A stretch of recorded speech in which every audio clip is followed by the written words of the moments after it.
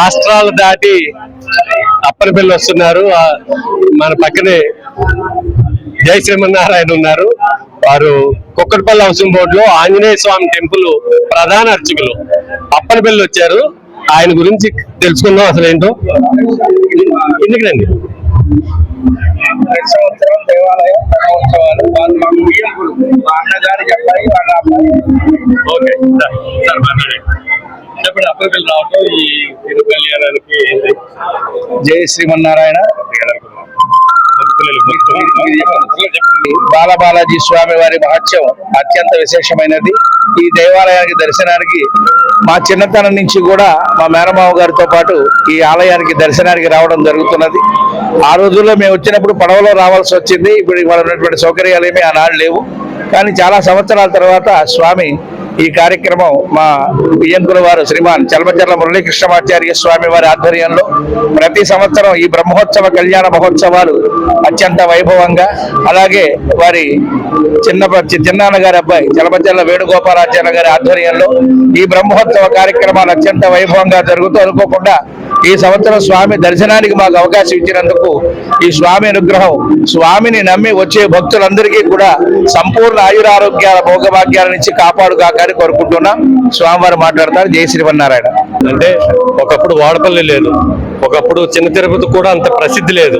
కానీ అప్పనపల్లి అంటే మా చిన్నతనంలో అసలు క్యూ లైన్కే ఒక చాలా పెద్దగా ఉండేది. అలాంటి అప్పనపల్లి ఇవాళ కొంచెం తగ్గిందని అనుకోవాలా. పరమాత్మ యొక్క లీలా విభూతి అన్ని ప్రాంతాల్లో కూడా విశేషంగా ఉన్న అప్పనపల్లి క్షేత్రానికి పెద్ద తిరుపతిలో మొదలవని నిత్యాన్నదానం ప్రప్రథమంగా డొక్కా సీతమ్మ గారిని ఆదర్శంగా చేసుకుని మున్నేటి రామస్వామి గారు ఆనాడు ప్రయాణ సాధనాలు లేని సమయంలో కూడా అర్ధరాత్రి వచ్చిన భక్తులకు కూడా ఆవకాయన్నమన్నా కనీసం పెరుగన్నమన్నా పెట్టి వస్తు లేకుండా ఏకాదశి అనేది శివరాత్రి అనేది లేకుండా ఈ క్షేత్రంలో ఎంతో ఆబాల గోపాలం కూడా తరించారు. కాబట్టి ఈ క్షేత్ర వైభవమే సర్వలాభాయ కేశవ. ఇక్కడ ఉత్తర వాహినిగా ప్రవహిస్తుంది వశిష్ఠ వైనతేయ గోదావరి నది. అంతేకాక గరుడ అంటే జ్ఞానం, మహాజ్ఞానాన్ని ప్రసాదించే పవిత్ర క్షేత్రం. దర్శించండి, సేవించండి. సర్వలాభాయ కేశవ. లాభస్తేషాం జయస్తేషాం కుతస్తేషాం పరాభవ. స్వామిని పట్టుకున్న వాడికి పరాభవాలు ఉండవు, అన్ని లాభాలు చేయాలి. దర్శించండి, సేవించండి. అప్పనపల్లి అనగానే బాలబాలాజీ టెంపుల్ ఇది. కొబ్బరికాయలు వెలిచారు, గజస్తంభం కూడా అదో కథ ఉంది. అవి నిజాలేనా? అవి మా ప్రేక్షకులకు చెప్పండి. నూటికి సత్యం సత్యం పునఃసత్యం. ఇక్కడ ఈ క్షేత్రంలో ధ్వజస్తంభం అంత ఎత్తుకు తేవాలంటే చాలా కష్టం. గోదావరి నదిలో కొట్టుకు రావడం జరిగింది.